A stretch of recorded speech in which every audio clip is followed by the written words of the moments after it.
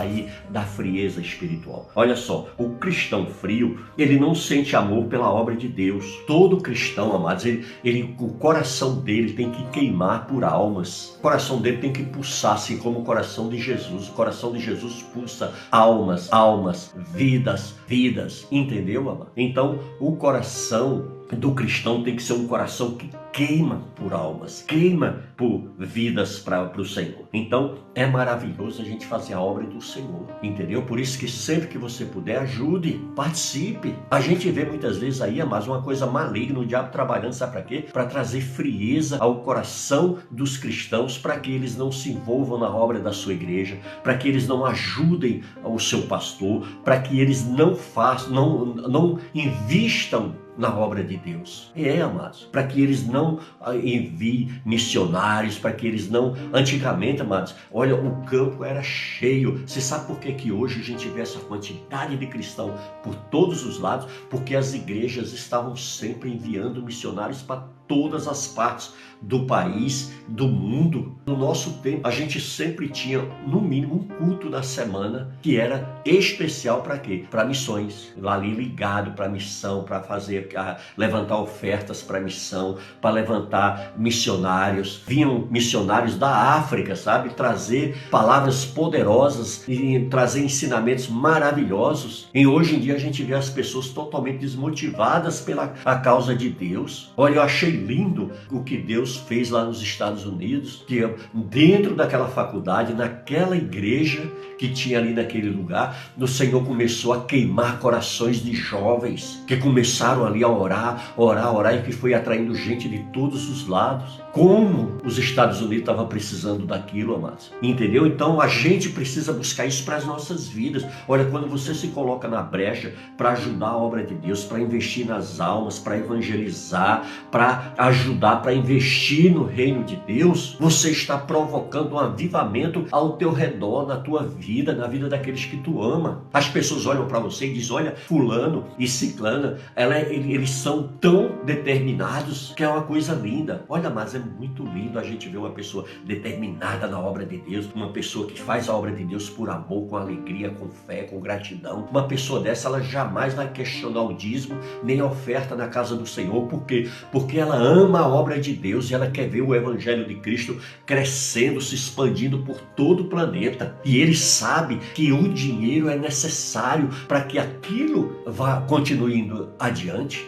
Quando a gente vê a igreja primitiva, foi a única igreja, mas que evangelizou todos e a tudo na sua geração, no seu tempo. E a gente vê, sabe o que? Que os irmãos, eles eram unidos. A gente vê pessoas que fazem um propósito com Deus, eles sustentavam o ministério de Paulo, sustentavam o ministério de Pedro, de Tiago, de João, sustentavam esses homens para eles se manterem firmes na obra do Senhor. E era uma igreja que orava. A pessoa, ela não estava contente somente em colaborar, em ofertar e dizimar, mas ela também queria orar por aqueles irmãos, queria orar para que aqueles irmãos não se corrompessem, não pegassem as dádivas do Senhor, não entrassem no mundo da corrupção. Por quê? Porque Deus, ele não aceita esse tipo de atitude. Queridos, por isso que quando você está dizimando, ofertando, mas essa pessoa vai pegar o dinheiro e vai gastar com isso e com aquilo, isso não é problema nosso. Amém? Isso é problema entre ela e Deus. E ai daquele que brincar com Deus, e ai daquele que zombar do Senhor. Nós lemos aqui, não foi em Gálatas capítulo 6?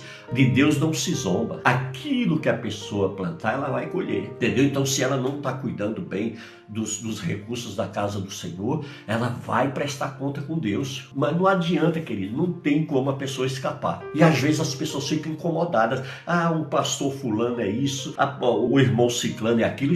Deixa essas pessoas, que quem pode cuidar delas vai cuidar. A sua língua, a sua fofoca, a sua crítica, isso não vai mudar o quadro, entendeu? Isso não vai mudar a pessoa, muito pelo contrário. Ela pode criar mais resistência em relação a você e nunca nunca vai querer te ouvir. Por isso que nós devemos fazer a nossa parte, amados. Se todos nós, cada um fizermos a nossa parte, nós vamos ser igualzinho à igreja primitiva, né? Cada um, a gente vai não só investir no reino de Deus, não só investir na obra de Deus, mas nós vamos investir também não só com dinheiro, não só com coisas materiais, mas nós vamos investir oração, nós vamos investir jejum, nós vamos investir tá ali divulgando, tá ali comentando, porque às vezes, amados, eu vejo as pessoas entrando em debate tão insignificado que não vai somar nada aquele debate, aquela discussão, entendeu? As pessoas deveriam se reunir para debater o que é que eu posso fazer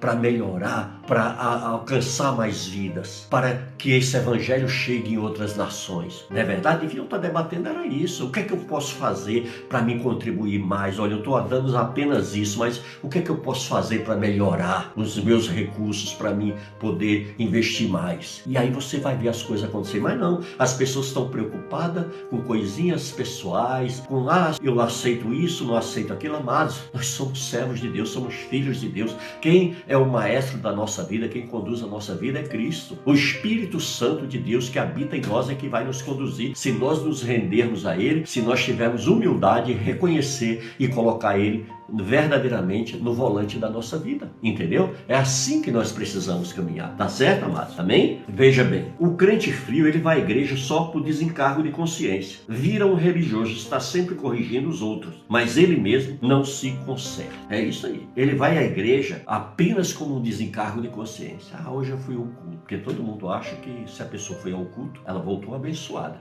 Bom, esse seria o certo, mas tem gente que vai à igreja que volta pior do que foi, mais endemoniada do que saiu. Tem gente, amado, que termina o culto e já vem dentro do carro arrumando briga, arrumando discussão. Ou seja, que sentido teve? Que culto que essa pessoa foi? Que adoração ela foi oferecer a seu Deus? Não é verdade? Entendeu? Então nós temos que ter esse cuidado, amado. Então essas pessoas que vão, elas vão mais para um desencargo de consciência. As pessoas olham assim e dizem, olha, ela vai à igreja, eu não vou. Mas tem pessoas que não vão à igreja, que o seu testemunho de vida é muito melhor do que quem está indo. Tá certa a pessoa não ir à igreja e ter um bom testemunho? Não tá. Por quê? Porque está em desobediência. Hebreus 10, 25, Jesus diz o quê? Não deixei-vos de congregar como é costume de alguns. O Senhor ali, se você olhar, o sentido do texto está o quê? Está uma ordenança, uma ordem de Deus. Entendeu? Para quê? Para os seus filhos, para aqueles que são filhos de Deus. Então a gente vê que Deus, ele se preocupa com isso. Porque senão, queridos, a gente vira um religioso. A gente vê pecado em tudo,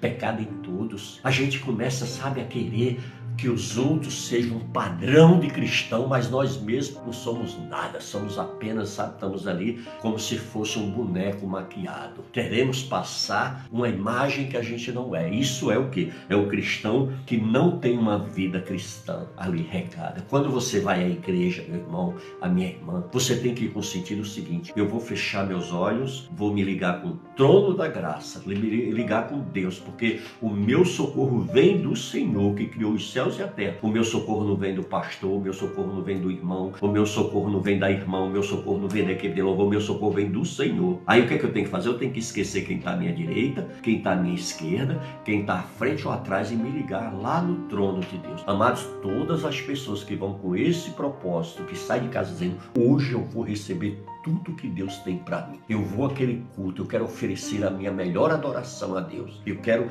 ali oferecer as minhas orações, apresentar as minhas petições ao Senhor. Eu quero ouvir o que Deus vai falar através daquele varão hoje na minha vida. Entendeu? Porque muitas vezes as pessoas estão olhando para o pastor e esquecem de olhar para Jesus. Não entende que o pastor é apenas um canal, um instrumento, assim como eu sou na vida de vocês. Amados, se vocês esperarem algo, alguma ajuda de mim, eu não vou poder fazer nada para amenizar a vida de vocês. O único que pode verdadeiramente fazer por mim, por você, é Deus. Aí às vezes tem gente que vai para a igreja, ela fica olhando a vida dos outros. Tem irmã que vai olhar que vestido que a irmã foi, que sandália, que sapato que a irmã está usando. Tem camarada também que fica olhando a vida dos outros. Tudo que acontece na igreja, ele chega em casa e ele dá um relatório. Por quê? Não estava ligado no culto, não estava oferecendo um culto a Deus. Estava ali simplesmente, ao Deus dará.